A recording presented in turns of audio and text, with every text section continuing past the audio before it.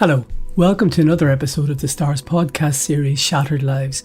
I'm Michael O'Toole, the paper's crime correspondent. Jonathan Dowdall has now completed 7 days on the witness stand in the Special Criminal Court. He is the main state witness in the case against Gerry Hutch, also known as the Monk. Now, as usual, here are the terms and conditions before we get into today's evidence. Mr. Hutch is on trial at the non-jury court where he is charged with the murder of Daniel Kinahan associate David Byrne at the Regency Airport Hotel in Dublin on the 5th of February 2016. That's a charge he denies. Two other men, Jason Bonney and Paul Murphy, are also on trial. They are accused of helping a crime gang carry out the murder by providing it with cars, but are not charged with the murder itself. Like Mr. Hutch, they deny the charge, and all three are now on trial. Joining me now to discuss yet another day in the trial is the Star's chief reporter Paul Healy, and we also have a cameo appearance later from series producer Ciaran Bradley, who attended court today. But we'll talk to Paul first. Okay, Paul, so 7 days now for Mr. Dowdall. That must be taking its toll on him, is it? Yeah, it certainly is. I mean, it seems like Jonathan Dowdall, it's almost like as if he's ready to explode at this point. He's getting extremely frustrated throughout the day. Today, much like yesterday, he continued to ask, how much longer is this going to go on for? I'm 7 days here now, he kept saying. And at the end of the day today, he directly asked the judge, how much longer do I have to be here, Judge? How much longer am I going to be here? And Miss Justice Tara Burns told him that it really isn't up to her in relation to that. Brendan Grehan is doing his cross-examination of the witness, and it's up to him to conclude that process. But we do know, I would still be pretty satisfied that it's going to end for the Christmas break tomorrow, which is Wednesday. Yeah, well, it has to end no matter what tomorrow for the Christmas break, but it's very much an open question as to whether Jonathan Dowdall will be put back on the witness stand in January. But I would say that things sped up significantly today. Brendan Grehan had specific portions of the tape that he wanted to play to the witness, and we moved through them quite speedily, and he said that he was going to speed up, as it were, in relation to those portions of the tape, whereas the first day it seemed as though he was going to start from the beginning and play all 10 hours. Now, that may well be the case, but it's certainly seeming like the defence now have picked out specific portions that they want to ask Jonathan Dowdall about, and we made huge progress in relation to that today.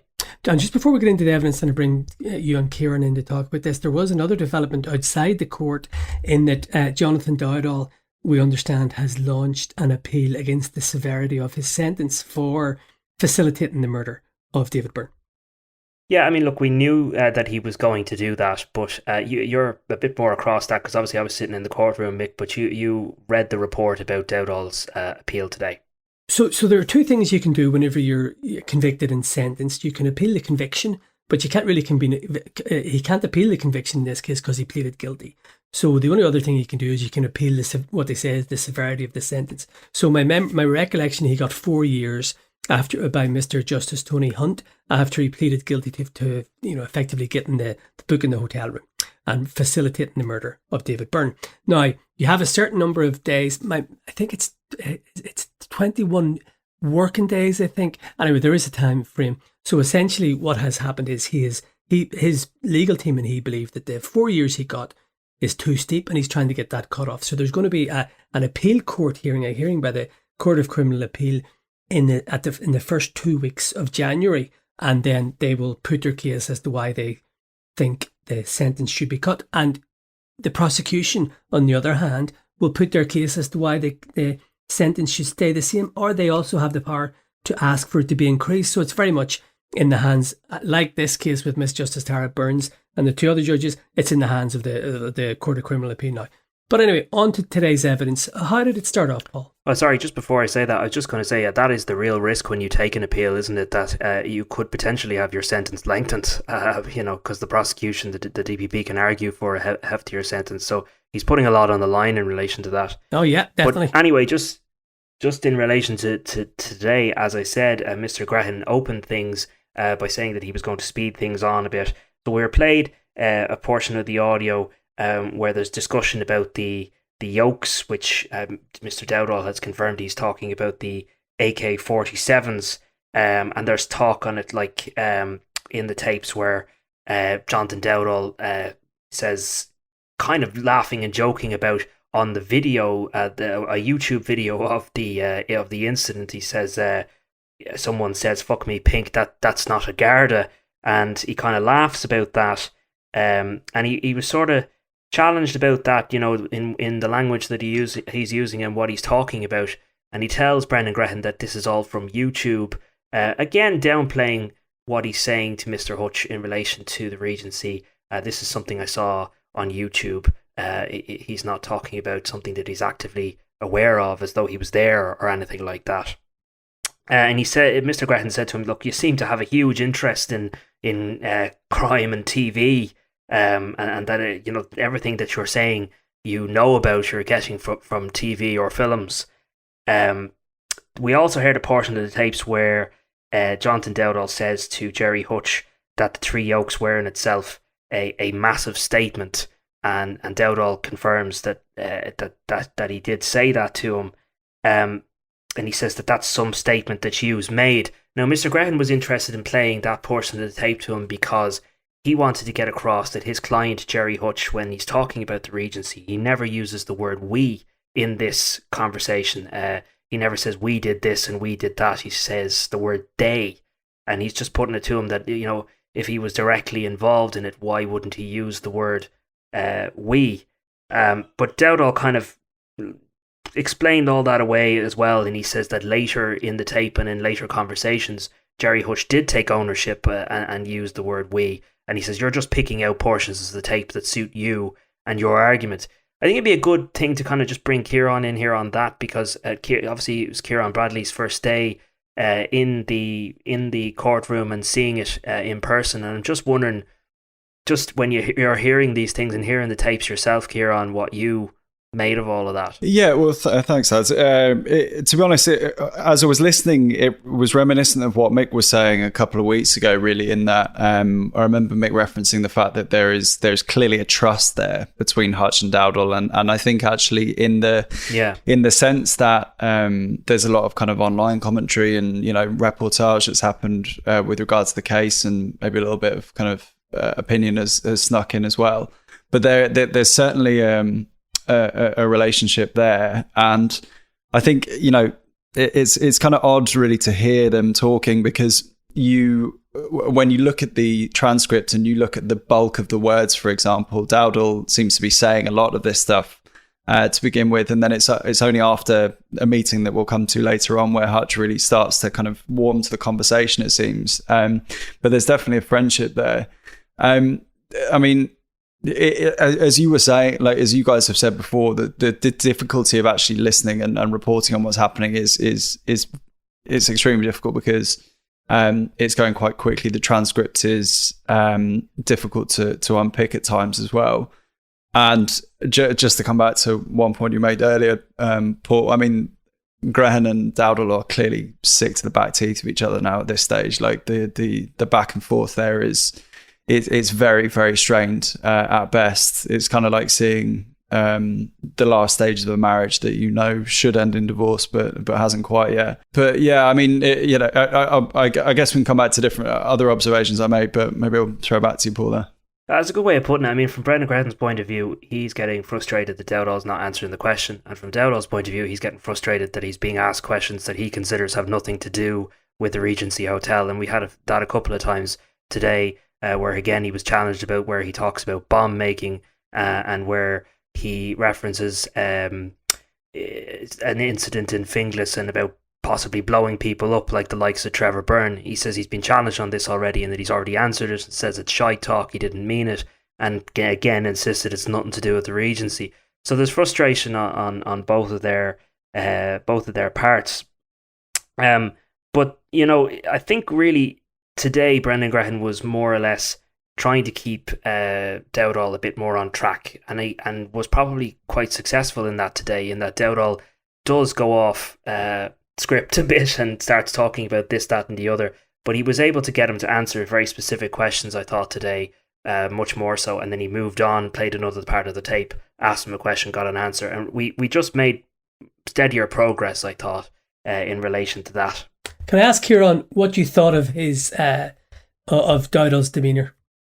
Yeah, I mean, this is obviously what you're drawn to, particularly as things are kicking off. So Dowdall is sat, like, to reiterate the geography, I suppose, a little bit. We're sat in the centre of the courtroom with the legal teams with their back to us. The legal teams are then facing themselves, placing the judges at the front. Dowdall is up to our far right, and Hutch, Bonney and Murphy are on the far left. Dowdall, for the most part, actually did not make eye contact at all with Gerry Hutch once. He didn't even make eye contact with Brendan Grehan, as far as I could see. So he is quite clearly absolutely exhausted at this stage. I mean, whether that is somewhat put on, I'm not speculating that would be the case, but I mean, he is clearly under the strain of the cross-examination of six and a half days here at this stage. And like, I was actually taken aback a touch by how impatient and angry and frustrated he sounded in his immediate responses to Brendan Grehan in the morning. It kind of felt, obviously, this is not the first day, not the first conversation they've had. But I mean, to come out the gate quite as frustrated and impatient as he was quite shocking to me. And also, I mean, I know you guys will have seen this before yourselves, and maybe it's worth reiterating for listeners. The physical toll that it seems to be taking on Dowdall, and indeed, to a degree, Gerry Hutch as well, in the way that we're sort of used to seeing them. That, I mean, it is etched on Dowdall's face. I mean, he looks very jaded. He looks very physically exhausted. So, yeah. And one of the positives of you being there, in the Paul's doing his live tweeting and he's doing his, reportage, shall we say. So you bring a different set of eyes to it. So you were struck by how Dowdall looked, really. Yeah, I mean, there was a few things, really. I mean, certainly that was one of them, and obviously it's been reported on a fair bit. But he has a few breaks throughout the morning, which is quite understandable in the sense that this is going to take its toll. But I mean, 3 breaks, I think. 3 today, breaks, possibly 4. Yes, yeah. But I mean, as I say, it's interesting seeing the dynamics between Grehan and Dowdall in the sense that they are both, as I say, clearly sick to the back teeth of one another. But Grehan, bar only 2 instances, I think, actually kept his tone very, very equivocal. There was no even slight raising of the voices, apart from 2 points which I had noted down here, Paul, and you'll correct me if I'm wrong here, but there was a reference to a meeting in Armagh, Paul, I don't know if you recall that, which we might get to in a second, and then a reference to we doing a hit on 2 people. Sorry, I might throw it to you here, but there was exchanges with Dowdall where he kind of fell a little bit short. Yeah, well, in relation to we, this individual we has been referred to a couple of times, one of the people that they were speaking to up north, and it's put to Jonathan Dowdall that he was suggesting in the tape that they get this we individual to come down to Dublin and to carry out a gangland hit. Dowdall firmly denied that he wouldn't have anybody murdered, he wouldn't ask anybody to murder anybody. Mr. Grehan challenged him a couple of times in relation to things that he says on the tapes. Well, here you are saying it, why don't you take ownership of it? They're your words. Dowdall dismisses everything that he says on the tapes again and again and again. And I think really at the crux of today, Brendan Grehan was trying to get across from the portions of the tapes that we heard that it appears as though Gerry Hutch is the one that's looking for peace here, and Jonathan Dowdall is the one that's looking for war. Because you can hear certain quotes where Gerry Hutch is talking about he doesn't want to see anybody else injured, and that he wants peace. But then there's quotes from Jonathan Dowdall where he says, you shouldn't let any of these people, you shouldn't leave them loose. People like Trevor Byrne, they're all bleeding liabilities, Gerard. So he suggests to Jonathan Dowdall that you appear to be the one looking for violence, whereas my client Gerry Hutch is the one who's looking for the peace deal. Again, that's vehemently denied by Dowdall, and he again got annoyed. You're only picking out certain things from the 10-hour tapes that suit you. It's funny that, because I'll come to another point in the tape that I suppose now Mr. Grehan was arguing the same argument back to Jonathan Dowdall, that you're now picking out a portion of the tape that suits yourself, because there's a section where they discuss something that now Dowdall says is to do with the Regency. I want to get that quote. Sorry, I'm just Can I ask a question actually while you're doing that, Paul? So one of the things that struck me, Paul, just listening to reading the court copy, was on several occasions, I believe, Mr. Dowdall said that elements of what he was saying on the bugged conversation was nonsense. Now, from an outside perspective, as someone who wasn't in the last couple of days, surely that is a major problem for Mr. Dowdall, because if he said A was nonsense, surely that leaves the door open for the rest of it, the conversation for being nonsense. So is he not weakening his own argument there? I think he is. I mean, this is just my personal opinion, but as I've just stated, there are certain portions of the tape that Dowdall, I suppose, is saying this is what I mean here, and so Mr. Graham kind of put it to him. You're saying something now. This is opportunistic for you to say that this is about the Regency when there's so many portions of the tape that Dowdall has dismissed as nonsense and shy talk and doesn't mean anything. It's worth noting that the specific phrase "shite talk" and "nonsense" phrases "shite talk," "nonsense," and I was trying to impress Gerry Hutch, or trying to tell him the things that I thought he wanted to hear. He repeats those phrases, those exact phrases. I think he's repeated them all week. I couldn't count them 25 plus times, I suppose. Ciaran, you noticed that as well. That he appeared to be repeating himself again and again on that. Yeah, absolutely. It is very difficult to overstate quite how often he is referring back to his original statements being as nonsense. And, I don't know what is considered parliamentary or unparliamentary language, but I presume Graham hasn't talked about shite talk. I'm sure that wasn't put to him as your stuff is shite. So this is obviously coming from him. And look, I mean, to be honest with you, and by no means any of us are speculating over the veracity of what's being said. There are points where you can understand sort of in the fogs of time that after 7 years, something might not be remembered or certain things might not be kind of recalled. But there are certain ones where you think, oh, I'm not sure. But anyway, yeah, he is constantly referring back to. Yeah, I was referring there. Sorry, I found the quote that I was talking to, just where Mr. Graham said that Mr. Dowdall was being opportunistic because there's a portion of the tape. I think this took everybody in the courtroom back, where Mr. Dowdall says that Hutch has more balls than any cunt, and asked about that. Dowdall today said that was a reference to the Regency, in that he'd more balls than any cunt to do that. And Mr. Graham kind of put it to him, well, no, you're being opportunistic in saying that that's about the Regency now. There was no suggestion of that prior.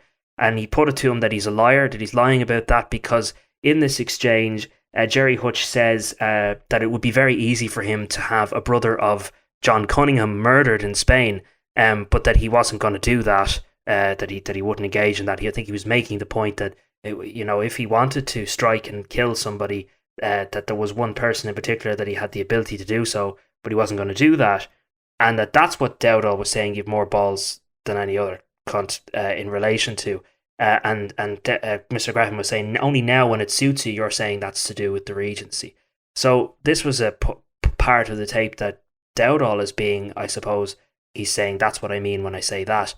It's just interesting in the context of there's been so many other things that he's dismissed and pushed away. Okay, so what was after that? What's the next on your hit list? Well, speaking of hit list, it's put to Dowdall several times today that he was suggesting that people be whacked, that people be murdered, and he says that this in reference to the 6 hitmen that tried to kill Eddie Hutch, that did kill Eddie Hutch, and that he was attempting to have these people murdered. Again, he dismissed all of that as bravado and shy talk, and again that he was just telling Gerry Hutch what he wanted to hear, and that there was no plot to have any of these people killed, that the only purpose of meeting anybody up north was about peace deal, about getting somebody involved to step in the way and to try and bring Daniel Kinahan, I suppose, to the table. Can I just clarify one thing, Paul? I remember listening to the boat conversation when he did speak about those people, but none of those 6 names have been named in cross-examination, so we still don't know who those 6 people are. Well, one of them is alleged to be Trevor Byrne, but today Jonathan Dowdall asked about this. He said he didn't know who any of these people were. So even though he's talking on the tapes about having 6 people whacked. He's saying, I don't actually know who any of these people are. And if I was really serious about any of them, then I would know their names. And he said he didn't even know who Trevor Byrne was. This is in spite of the fact that on the tape he's suggesting about possibly placing a bomb under a mobile home that Trevor Byrne is supposed to be living in. So again, dismissing it all as shy talk when he talks about having these people murdered and whacked. He's just trying to impress Gerry Hutch. So it's very interesting. I mean, just a couple of other things that kind of came out. You can remember from yourself, Mick, covering the audio, the transcripts. It's hard to get all of it. So I don't know if you recall a section in the tape just that caught my interest where Gerry Hutch is talking about who would accept a possible peace deal. And Dowdall actually asked him on the tape, would Bomber Kavanagh accept it? And Hutch says something to the effect of, I could see Bomber accepting it, but he makes a sly remark in relation to Bomber's bird then. I'm not going to say it, but he calls her a particular word. And he says, but ultimately it would be up to Jemmy Byrne to accept it. And I just think that's an interesting sort of throwaway comment that's worth giving context to as to who Jemmy Byrne is and why ultimately it would be up to him to accept any peace deal from the Hutches. Well, we do know that there is the Byrne Organised Crime Group, which is an offshoot of the Kinahan cartel, and that we know that the Byrne Organised Crime Group really was driving, I suppose, the retaliation for the feud over the murder of David Byrne. And we know that there were several members of this gang who were really active in it, as I say, were driving it on. So you can see, and I think even Bomber Kavanagh would have been regarded as part of the Byrne Organised Crime Group because he came from that part, and there's obviously connections there. So we were always told that it was the Byrne Organised Crime Group that wanted the bloody revenge for the murder of David Byrne. So that's just interesting that if the bugged conversation is to be believed, it's the Byrne Organised Crime gang that really is at the core of this feud, because we've always thought that, the Kinahans farmed out the running of the feud to the Byrne Organised Crime Group. And like say, for example, Freddie Thompson, he would have been linked to the Byrnes, and we know that he was brought in at the start of the feud. He's obviously doing life for the murder of Daithí Douglas, but we were always given this sort of guidance that it was a Byrne Organised Crime Group sort of mission to get revenge for the murder of David Byrne. So that's interesting if the bugged conversation is not shite talk and it is to be believed. Yeah, it's very interesting. I mean, obviously it was very personal to those who knew David Byrne and were related to David Byrne. His death, I mean, his brother Liam Byrne is considered to be a senior Kinahan cartel member, and is somebody of interest to Gardaí. So it was a very personal feud, as we know. Yes, okay, it involved the Kinahan cartel, Daniel Kinahan, but at the heart of it, a family member, a loved one had been killed, and it was very personal to certain people. I think it's worth just finishing it up, but just in relation to today, a lot of the things that were said to Dowdall was, you're the bad guy here, effectively. Here, Gerry Hutch is looking for peace. There's no smoking gun on the tapes. It's all Gerry Hutch saying, I'm looking for peace, I don't want anybody injured, whereas it's you, Jonathan Dowdall, who's suggesting that people be whacked, that you can't let some people loose, like Trevor Byrne, and that if anyone is calling for any violence or any death, it's Jonathan Dowdall, not Gerry Hutch. I think that pretty much sums up what the defence were trying to argue to Jonathan Dowdall today. So there was an awful lot said today, Paul, but the best bit may have come at the end. Yeah, right at the very end, as per usual with a lot of this, just as you're kind of thinking you're about to clock off, a sentence comes out of nowhere. But we heard a portion on the tapes where Dowdall says to Hutch, he's never done the Regency. And Mr. Grehan put it to Dowdall, when you said yees, you mean you never did the Regency, you mean the Hutches. And Mr. Dowdall confirmed that yes, he meant the Hutches never done the Regency when he says this to Gerry Hutch. The obvious interest in this, the context to it, is that a month prior, supposedly Dowdall claims that Gerry Hutch confessed to him his own involvement in the Regency, yet here he is on the tape saying to Gerry Hutch, he's never did the Regency. He hasn't yet really been cross-examined on that, worth saying, but it's a hugely significant sentence. Now, what's interesting, as you said, Paul, because I was there for certain days. I don't remember that bit. I have to say, maybe we were just scrabbling for other stuff. Did Mr. Hutch in the tape give any answer to that, or was it just or was it a non-committal thing?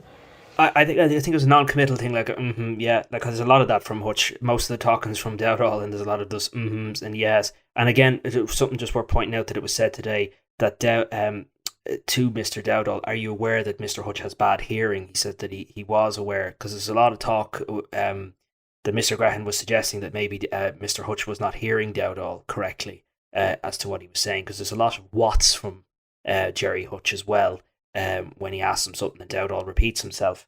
And it's worth noting that Mr. Hutch is wearing a headset in court for that very reason, that his hearing isn't good. I expect that this will be brought up again, but it obviously that caught all of our attention at the end, that Dowdall said he never did the Regency, when in fact he's actually alleging the exact opposite.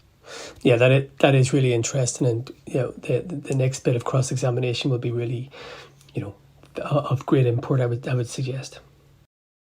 So Ciaran, just getting back to yourself, it's your first day there. What thoughts do you have after having been there? I did find it genuinely fascinating. I mean, it really is, even just from a basic sort of democratic thing, seeing a legal trial play out, a high profile legal trial play out with the preparation that's gone into it is fantastic. I mean, it's really, really interesting. The human elements of the impatience of both Dowdall and Brendan Graham I found really, really interesting. It is quite clearly, as I've said before, taking an enormous toll on absolutely everyone in that room, and not least the reporters who are beside me. But no, I mean, we're not the story. Yeah, no, of course not.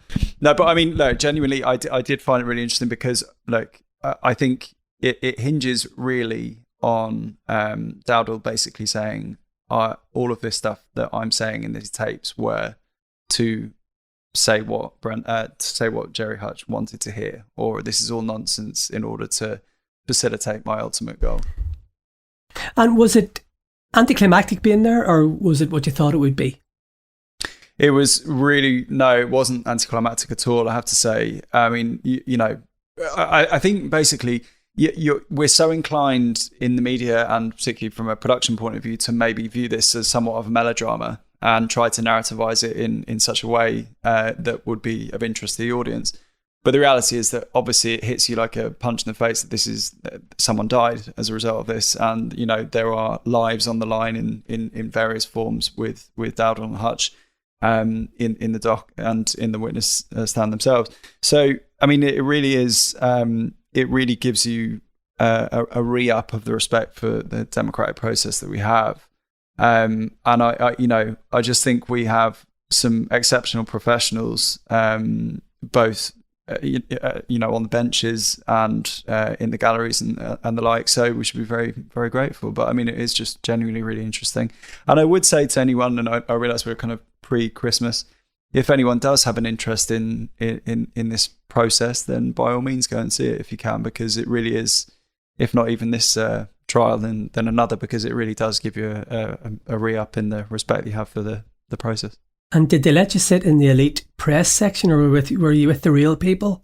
Well, I bought my own throne, actually, so I was just up the back. I smuggled him in.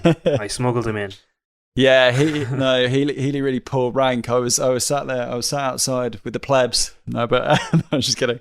But no, it was really cool. And I mean, genuinely, it's really interesting to see play out. And I think, as Paul's obviously referred to with regards to the evidence of Jonathan Dowdall, we are nearing the end of everyone's tether with this one way or another. So it'll be interesting to see how it plays out in the next few days. Yeah, I do think it's, maybe we'll talk about this when we're wrapping everything up, but I do think it's interesting the amount of time that the defence has spent with Jonathan Dowdall as opposed to the amount of time that the prosecution spent with him. They picked out very particular things, the prosecution, I mean, as to what they wanted Dowdall to confirm, specifically the reference to the village and to the AK-47s being the three oaks. But they didn't want to question Dowdall at length. They didn't want to really spend too much time with him, whereas the defence couldn't spend any more time with him if they tried. I just find that interesting. Maybe we can comment on that further in the future, but it might be worth talking about that again. That's the one thing that surprised me, I have to say. So it's now 7 days done. I had no expectation that he would be on the witness stand that length of time, and it's clearly not finished because he hasn't been dismissed by the judge. So we're going to have at least one more day, and that has come as a real shock for me. I'm trying to think. Now I know, it's a unique situation because there's 10 hours of tapes, and they have the right to question about any aspect of his evidence. But I really did not think it would go this long at all. No, me neither. Nor did Jonathan Dowdall, clearly, because he's very frustrated. So, Ciaran, what do you think about that? Well, there were 2 points that I found really interesting today from an evidential point of view. And as I say, this is on the proviso that I'm not as experienced in court reportage as Paul or yourself, but really, and it comes back to the kind of dynamics between Brendan Grehan and Jonathan Dowdall again, which was. There was reference in the transcript, and I hesitate to get the exact wording of it right, but there was a talk of a meeting between himself and the continuity, which everyone had taken to mean the continuity IRA in Armagh down a laneway. And Grehan had gone back and said, this was clearly a reference to a meeting with you and the continuity IRA. And he said, I don't know. And, Grehan's response was quite withering in its lack of response in a way. And then there was another one as well when we were talking, when some of you referred to earlier about, you're talking about we coming down and doing a hit on 2 people, aren't you? And he says, I don't know. And then Grehan says, oh, come on. I mean, we are really at the end of their particular tethers with one another there. But I think, as we've said before, and in not so many words, like if your case, if you're Jonathan Dowdall, is that, I'm just telling Gerry Hutch what he wants to hear, or I'm just talking nonsense, or I'm talking shite, as he said a number of times, that's a pretty big coverall. But there are certain things at times where I would maybe venture that it stretches credulity. And that's going to be, as ever, we can have our own analysis and our own opinions, but really at the end of the day, what really matters is the decision and the view taken by the 3 judges when they have their judgment, and it's up to them to decide on what they accept and what they don't. And it's simple as that, but it's a court case and we're allowed to offer our analysis on it. Absolutely. I think we can leave it there because there's probably a lot more to discuss tomorrow. It'll be the last day that we can have Jonathan Dowdall before Christmas. Who knows what surprises are yet in store.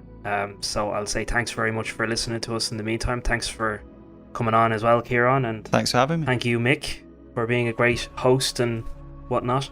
That was great. 3 for the price of 2. Thank you. Thanks very much. Cheers.